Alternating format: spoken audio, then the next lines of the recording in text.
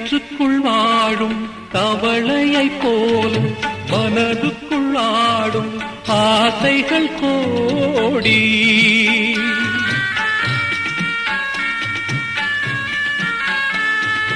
கிணற்றுக்குள் வாழும் தவளையை போல மனதுக்குள் ஆடும் ஆசைகள் கோடி.